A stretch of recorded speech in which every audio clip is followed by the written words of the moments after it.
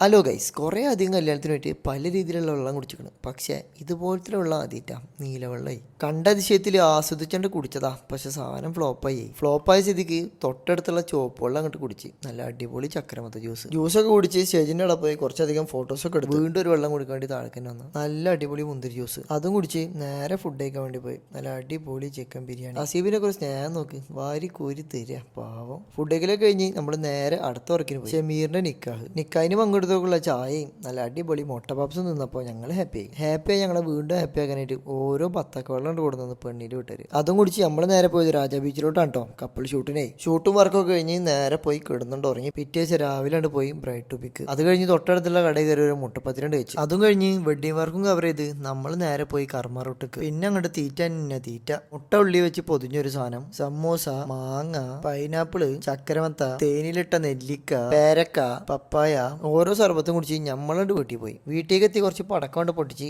കിടന്നുണ്ട് ഉറങ്ങി. അപ്പോൾ ഇന്നത്തെ വീഡിയോ ഇത്രയുള്ളൂ. അടുത്തുള്ള വീഡിയോയിൽ കാണുന്നവരെ ബൈ.